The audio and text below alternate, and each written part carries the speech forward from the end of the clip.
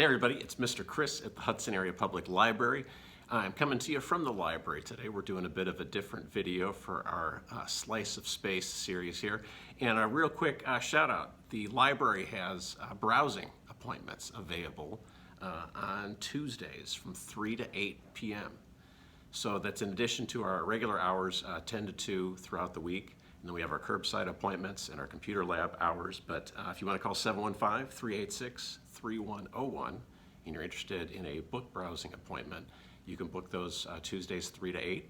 Call the number, you can reserve a time. It's up to 50 minutes, I believe, so the family can come down, kids can look through the kids section, parents, the whole family can come on down. So we wanted to let you know that's another service we're providing. I know through the holidays everybody's got kind of hours all over the place for work and school and all that, so we wanted to provide you other opportunities to access the library.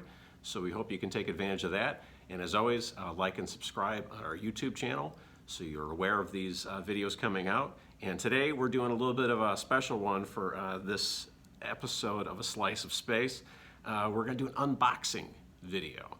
Unboxing videos are really popular, I'm told, so I thought I would try to throw my hat in the ring and do an unboxing video. And today's video kind of ties into one of my favorite topics, patches, mission patches. So I have some things pictured here. I'll get this one out of the way. These are examples of real mission patches. So these are particularly for the Apollo program. And mission patches grew out of combat pilots. World War II would have mission insignias on their bomber jackets. They would have squadron patches for squadrons of planes that would be in a grouping, like the 35th Airborne Wing, things like that. And a lot of the early astronauts were test pilots and had come out of, some had served in World War II, some had served in the Korean War, some were test pilots, and they were kind of steeped in that tradition of mission insignias and patches, and so that kind of percolated into the space program. So for example, again, these are the Apollo program patches, and you can see some common themes in the patches. Usually you'll see the last names of the crew members. So for all these Apollo missions, you'd see 3 last names because that was the standard crew for an Apollo mission. You'll see Apollo written on some of the patches because that was the project they were part of going to the moon. And then you'll see some unique artwork. And the artwork usually depicted some key elements of that particular mission. Sometimes they were designed or ideas by the astronauts themselves. They would kind of sketch it out on a napkin and then enlist one of the aerospace artists to help them kind of finalize the drawing for the mission. And then there's a lot of symbolism to the colors and the number of stars or the location, kind of tie it into what that specific mission was about. And then there's also patches can be represented in sticker form. So these are space shuttle patches, but they're in stickers.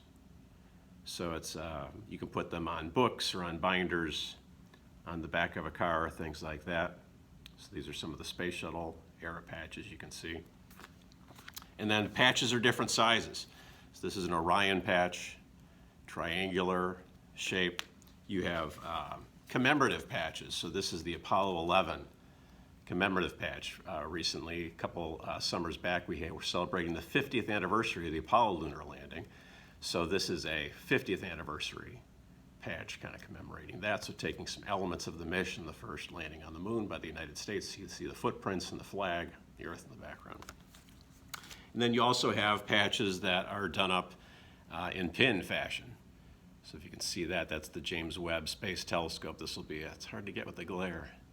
This will be a space telescope mission launching soon. So there's patches for crewed missions, for robotic spacecraft. There's also special patches done.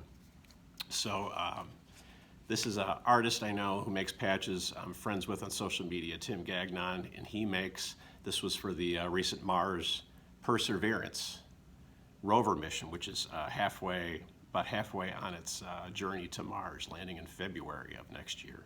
So it's got the Ingenuity helicopter. This is the kind of path going to Mars. You see Perseverance is the name of the rover there. That, and then he also did one for a NASA social recently. So this was the virtual NASA Social. With COVID-19, people couldn't go to Kennedy Space Center to watch the rocket launch in person.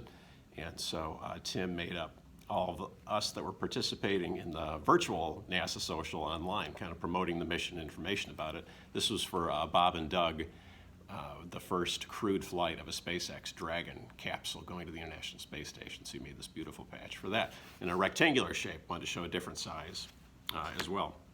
And then you have, if you get into this, there's books on mission patches that have kind of the history of them.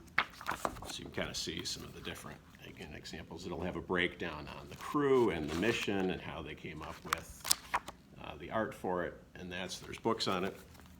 And then even ones from things I attended, like Space Camp in Huntsville, Alabama, makes up special patches for this one was when I attended a few years back, and we got the Outstanding Team Awards. We were all given a custom patch that said Outstanding Team on it for it. So some people sew them on their jackets, like I've got a NASA meatball patch on my jacket.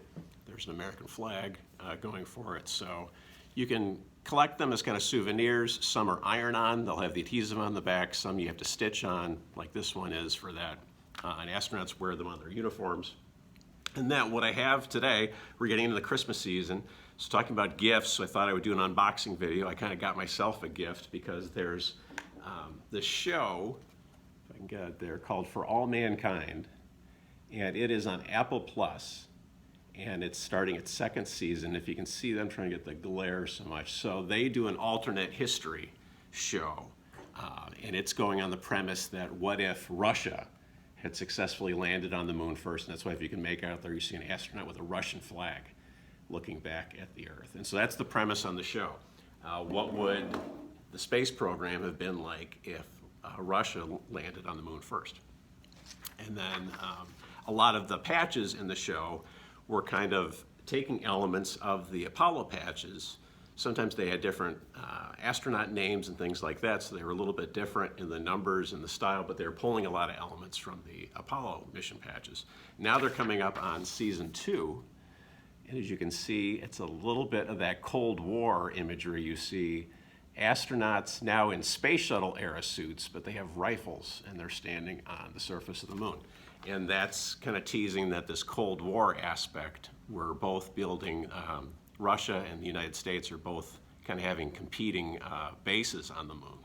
And they're saying that's where the alternate history kind of went a different direction, that the US kept competing because they lost the moon landing race and they have to catch up other ways, and so they're building competing bases and doing that.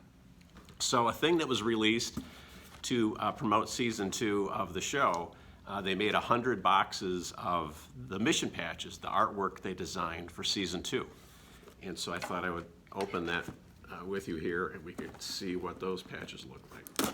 So this was an item I heard about online that they wanted to do to kind of promote the show, and I was thinking that the first season, like these patches are really cool. I wonder if they're ever going to release any of those. So far I've not seen any patches from season 1, but they did do this item for season 2. So see if we can get this open here. There we go. Oh, and I forgot to say that. And Ronald Moore is the producer, writer, showrunner of the show. He also worked on Star Trek: The Next Generation, and he worked on the Battlestar Galactica reboot, and now he's working on For All Mankind. And he autographed the boxes for these 100 special sets. That's the autograph you're seeing on the front of the box. I'm just cutting off the bubble wrap here. And so there we go. So that's For All Mankind, Ronald Moore's autograph on there, and Apple Plus is the network running the show. And we'll open this up here. Oh, wow. And so here's our patches. So I won't go through all of these for you, but these are